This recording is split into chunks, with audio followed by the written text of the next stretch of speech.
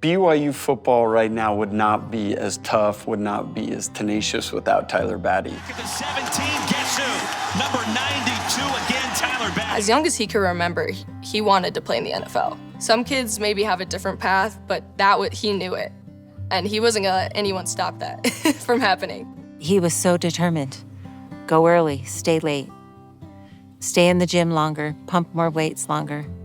Bring his other buddies in with him and say, come on, we can do this together. We can make a better football team here. We can do better.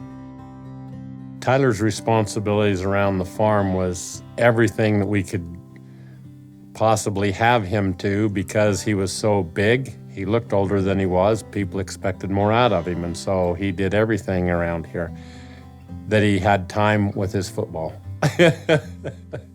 About half a mile down the road from our house, we had pasture for the horses and 20 some odd acres of hay that we raised alfalfa on.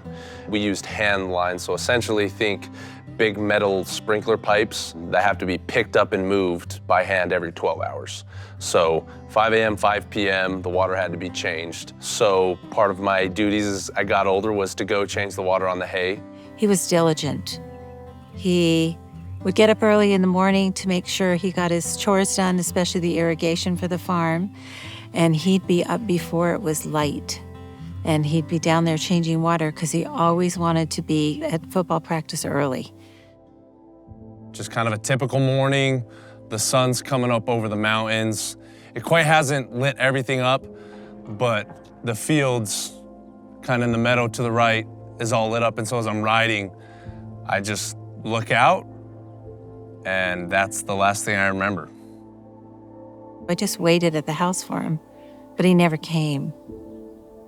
And the first knock at our door was a neighbor who was a sheriff and said, your boy's been injured and he won't let anyone get anywhere near him. Would you please come? Essentially, I crashed the four-wheeler, right? So it's down a little embankment. I was all cut up and bloody, barbed wire, so like not only is my head bleeding, my shoulders are bleeding from the fence, and so I'm just kind of a bloody mess at this point. And a jogger is coming up the road. They find me trying to push the four-wheeler back up. Tyler has a very hard head, and to prove that, he took out a cedar post with his head, and cedar posts don't move. So when they got him down to Payson, they immediately saw that they could not take care of his needs. And so they called Lifeline in and flew him to Primary Children's. He had a skull fracture and an orbital fracture. He had a broken bone outside of his eye, inside of his nose. On the report, there were 6 or 7 facial fractures. And he had, obviously, a contusion with a brain bleed. Situations my parents were presented was, he has a brain bleed, the bleeding's not stopping, but we can't operate to relieve the pressure. If the bleeding doesn't stop, he'll become brain dead. The stress of him having injuries like that is indescribable. I don't have words to tell you what I felt at that moment.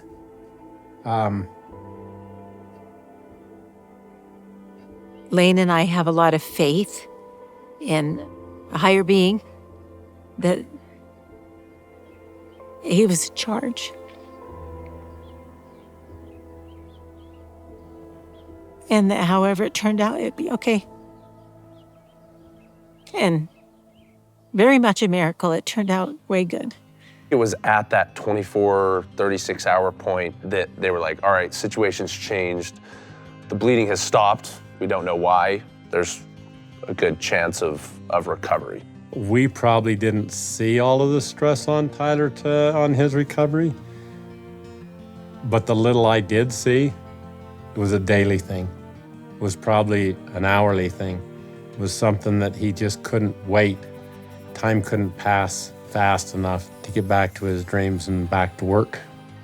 You know, as they were kind of releasing me from the hospital and we're going through, you know, the initial rehab portion and the recovery, the doctor mentioned that if you sustain another severe traumatic brain injury or even, a concussion, anything along those lines, there's a good chance that you will do enough damage that it will leave you brain dead.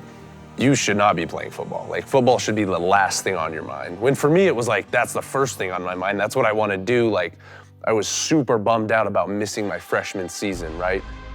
He'd say, as soon as I get back to football, as soon as I get back to football practice. And in my mind, I'm thinking, you may never play again. There was no like second thoughts for me. It was just like, I want to play football. Like, that's all I've wanted to do my entire life. I just want to play football. So like, let me play football. He was so determined. And it was that winter, as he's healing and starting to play some other sports, he looked at me one day and he said, I am playing at a D1 school, Mom. You watch. And I'm thinking, honey, you and a million other boys have the same dream. I was trying not to discourage him, but I thought, how's he going to do this? Batty's the guy that if you tell him that you can't do something, he's going to find a way to do it. He's got a natural knack at just sticking to it. He just keeps fighting, keeps clawing, keeps digging. I don't know if it's stubborn as much as it is just his will to do things and his commitment to get it done. But he's not shy to work hard. You can always count on him to be one of the hardest working guys on the team. There are plenty of games that I can remember that they totally won and he was not happy because he did not live up to the standard that he set for himself in that game. It's not just about winning or losing. He also needs to feel like he carried his own weight for the team, and I think he takes that very seriously, especially as a leader and a captain. He knew what he wanted, and he's going in the direction that he has always wanted, and thank goodness he's able to. When I reflect on that, of the possibility of not being where I am today, it would have sucked having to watch football from the sidelines for the rest of my life. That gets me in my feels a little bit just because I freaking love football and it's like done so much for me and my family, and I'm super grateful for the game, super grateful for the game.